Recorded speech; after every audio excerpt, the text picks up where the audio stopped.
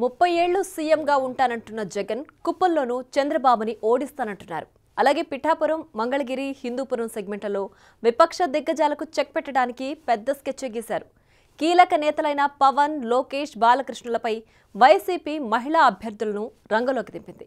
ఆ క్రమంలో hat trick విజయంపై focus పెట్టిన బాలయ్య పోటీ చేస్తున్న హిందూపురం సెగ్మెంట్ అందరి దృష్టిని ఆకర్షిస్తోంది. అక్కడ వైసీపీ వేసిన బీసీ మహిళా ఎత్తుగడ ఎంతవరకు ఫలిస్తుంది? పెరిగిన ఓటింగ్ శాతం దేనికి సంకేతం? టీడీపీ కంచుకోట లాంటి హిందూపురంలో వైసీపీ ఆశలు నెరవేరుతాయా? రాష్ట్రంలోని కీలక నియోజకవర్గాల్లో ఉమ్మడి అనంతపురం జిల్లాలోని హిందూపురం ఒకటి. తెలుగుదేశం పార్టీ ఆవిర్భావం నుంచి ఇక్కడ ఏ ఇతర రాజకీయ పార్టీ ఇంతవరకు విజయం సాధించలేదు. 1983లో టీడీపీని గెలిపించిన హిందూపురం ఓటర్లు 1985 నుంచి వరుసగా 3 సార్లు ఎన్టీఆర్ను అసెంబ్లీకి పంపించారు. అప్పటి నుంచి ఇప్పటి వరకు క్యాండిడేట్ ఎవరైనా టీడీపీకే పట్టం కడుతూ వచ్చారు. 2014 ఎన్నికల్లో ఎన్టీఆర్ రాజకీయ వారసత్వాన్ని కొనసాగిస్తూ నందమూరి బాలకృష్ణ ఇక్కడి నుంచి పోటీ చేసి ఘన విజయం సాధించారు. 2019లో వైసీపీ గాలిని తట్టుకుని మరీ విజయం సాధించి ఈ నియోజకవర్గం తెలుగుదేశం పార్టీకి కంచుకోట అని మరోసారి నిరూపించారు.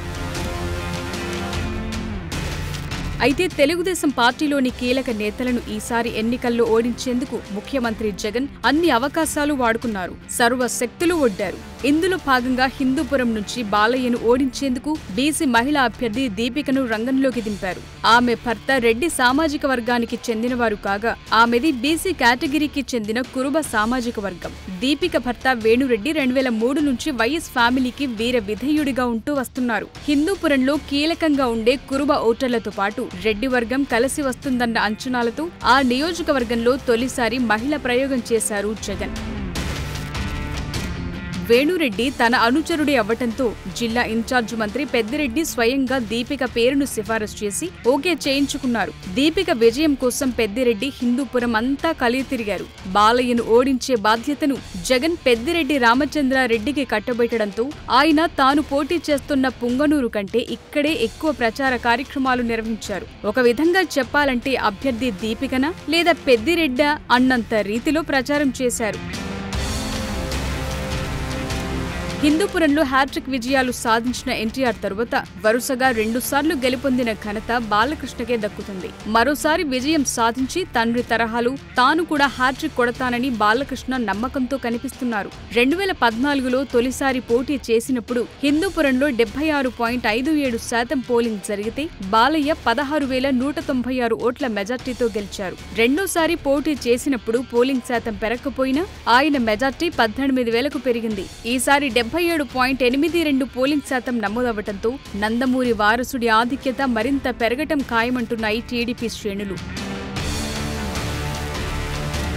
నందమూరి బాలకృష్ణకు ఈసారి ఎన్నికల్లో అనేక అంశాలు కలిసి వచ్చాయన్న అభిప్రాయం వ్యక్తమవుతోంది. బాలకృష్ణను ఓడించడానికి మంత్రి పెద్దిరెడ్డి ఎంత కష్టపడినా వైసీపీలోని వర్గ విభేదాలు టీడీపీకి బాగా కలిసొచ్చాయంటున్నారు. ముఖ్యంగా వైసీపీలో పట్టున్న మైనార్టీ వర్గం నేత మాజీ ఎమ్మెల్సీ మహమ్మద్ ఇక్బాల్ ఎన్నికల ముందు టీడీపీలో చేరటంతో వైసీపీకి పెద్ద ఎదురుదెబ్బ తగిలింది.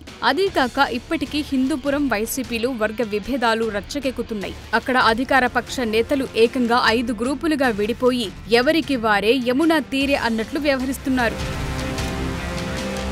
పెద్దిరెడ్డి చొరవతో ఎన్నికల సమయానికి 1-2 గ్రూపులు కలిసినా అప్పటికే పుణ్యకాలం గడిచిపోయిందని వైసీపీ నేతలే బహిరంగంగా వ్యాఖ్యానిస్తున్నారు. హిందూపురం వైసీపీకి దీపికను ఇన్ఛార్జిగా ప్రకటించినప్పటి నుంచి అక్కడి నేతలు ధిక్కార స్వరం వినిపించడం మొదలుపెట్టారు. ముఖ్యంగా నాన్ లోకల్ కావటం, ఎక్కడో బెంగళూరు నుంచి తీసుకొచ్చిన అభ్యర్థి కావటంతో వైసీపీ నేతలు బహిరంగంగానే అసంతృప్తి వ్యక్తం చేశారు. ఇన్నాళ్లు నందమూరి బాలకృష్ణ నాన్ లోకల్ అంటూ విమర్శించిన తాము ఇప్పుడు దీపికను ఎలా సమర్థిస్తామని ప్రశ్నించారు. వైసీపీలోని వర్గపోరుకు తోడు ఈసారి పోలింగ్ శాతం కూడా గతం కంటే 1% పెరగటంతో బాలయ్య మెజార్టీపై టీడీపీ నేతలు లెక్కలేసుకుంటున్నారు. చివరి నిమిషంలో మహమ్మద్ ఇక్బాల్ పార్టీలోకి రావటం కూడా ప్లస్ అయిందని టీడీపీ ధీమాగా ఉంది. మరోవైపు టీడీపీ, బీజేపీ, జనసేన పొత్తు కూడా బాలకృష్ణకు కలిసి వచ్చి మెజార్టీ మరింతగా పెరిగే అవకాశం ఉందని వైసీపీ నేతలే వ్యాఖ్యానిస్తుండటం గమనార్హం. కూటమి రెబల్ అభ్యర్థిగా పరిపూర్ణానంద స్వామి బరిలో ఉన్నప్పటికీ ఆయన ప్రభావం పెద్దగా ఉండదన్న అభిప్రాయం వ్యక్తమవుతోంది. ఏదేమైనా హిందూపురం గురించి పూర్తి క్లారిటీ రావాలంటే రిజల్ట్ దాకా వేచి ఉండక తప్పదు. For more videos like this, subscribe Big TV channel.